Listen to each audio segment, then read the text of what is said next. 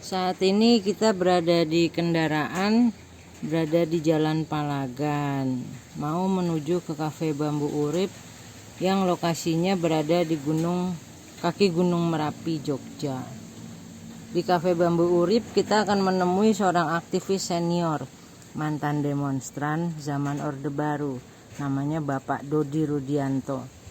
Mau minta pendapatnya, pandangan beliau soal berita yang lagi rame disorot masyarakat soal peraturan Gubernur Daerah Istimewa Yogyakarta Bapak Sultan Hamengkubuwono terkait pengendalian penyampaian pendapat di muka.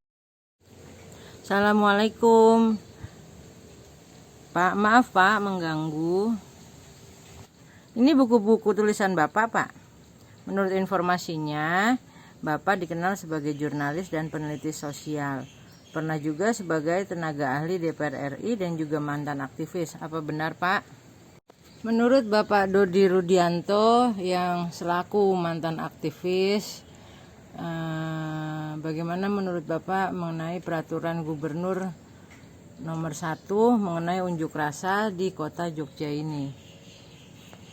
Peraturan gubernur itu kan sebenarnya bukan larangan orang unjuk rasa, tapi larangan tempat-tempat khusus yang memang dilindungi, diamankan dari kerusakan tempat cagar budaya. Tempat ini kan mengandung sejarah. Logis saja kalau gubernur juga sebagai sultan yang tahu sejarah peninggalan Jogja harus diabadikan, harus diamankan. Jadi bukan melarang orang unjuk rasa. Orang demo boleh aja, tapi tempat-tempat ini diatur. Nggak boleh sembarang tempat itu mengandung nilai-nilai sejarah. Nah, kalau terjadi kerusakan kan siapa yang rugi? Ya, di samping keluarga sultan, tentunya rakyat di Yogyakarta ini semua merasa kehilangan. Nah, ini maksud baik pergub dari Pak Sultan ini begitu. Pak, kalau seumpama ini dilaporkan ke Komnas HAM, apakah ada indikasi pelanggaran hak asasi manusia? Nah, memang di alam demokrasi ini setiap warga atau kumpulan organisasi apapun namanya boleh saja mau mengajukan protes, menggugat suatu peraturan pemerintah yang dipandang mengganggu hak asasi manusia. Tapi dalam kasus Pergub nomor 1 2021 ini ya, ini mungkin saya lihat agak lain, kok tiba-tiba arahnya ke pelanggaran HAM. Dilaporkan ke Komnas HAM. Nah, termasuk dilaporkan ke Ombudsman. Ombudsman ini mungkin menangkut administrasi, pelanggaran administrasi. Ya boleh saja semua lapor. tentu bagi gubernur, pemerintah daerah mempersilahkan aja. Tapi saya tidak ingin melihat dari segi hukum atau politik.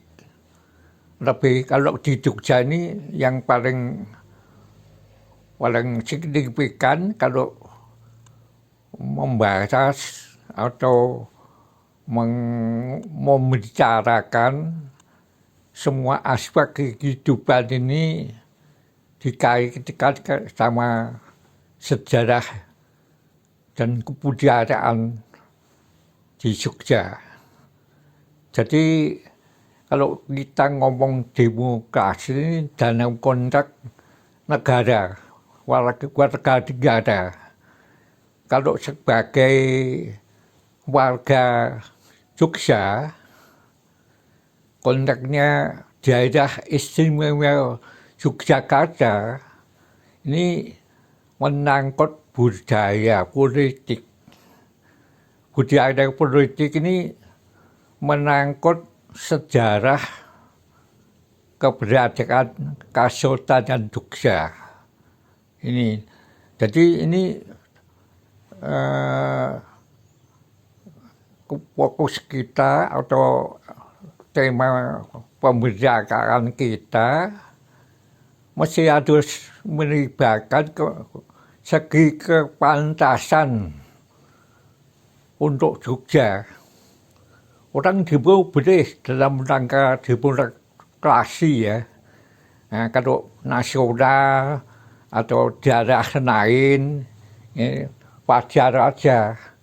Tapi rasanya kalau bikin demo ke masalah-masalah hak asasi manusia yang menyangkut umum ini di Jogja ya, ini tidak pada tempatnya. Seperti ya negara Mowo Toto, desa Mowo Storo. Jadi kalau diumpamakan Jogja ini desa besar, desa di tengah negara besar Republik Indonesia. Republik Indonesia punya tata, punya toto negara, punya negara Mowo Toto. Nah, DIY Jogja ini ya desa besar Mowo Soro. Soro ini menangkut adat istiadat. Kompas ini kan berdirinya Republik Indonesia dulu, sejarahnya aslinya kan melibatkan keistimewaan Jogja, karena saja Jogja. Nah, makanya secara politik ini antara Jogja dan Republik Indonesia ini dalam sejarah lahirlah kontrak politik antara daerah istimewa Jogja sama Republik Indonesia yang dinamakan konvensi. Konvensi ini yang berlaku. Mengapa sampai sekarang ditetapkan daerah istimewa? Ini kan soal konvensi.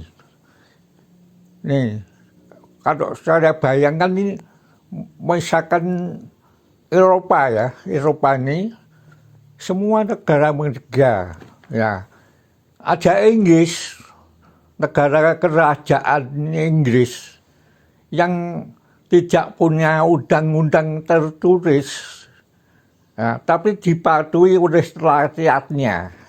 Nah, ini semacam ini penumpamaan menua Eropanya Indonesia Inggrisnya Jogja.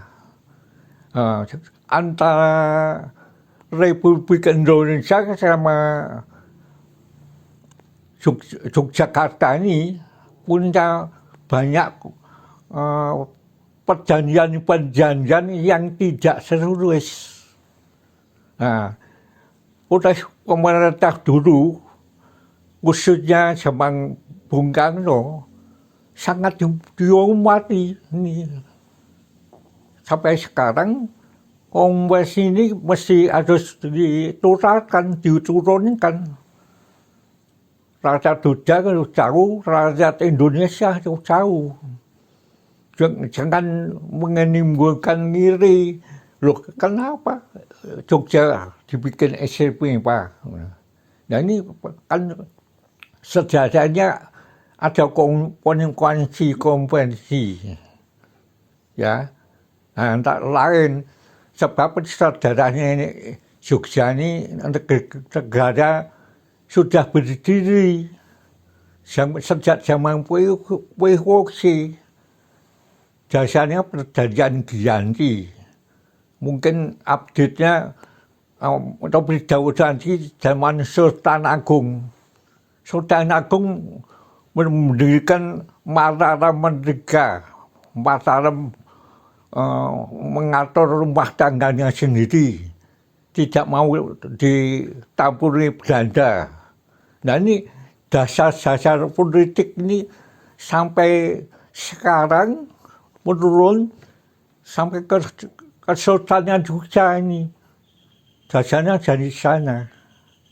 Ya gitu. Atau kita mau membicarakan politik, hukum, ketatanegaraan, ini harus juga mengerti konvensi yang ada. Baru nyambung gitu.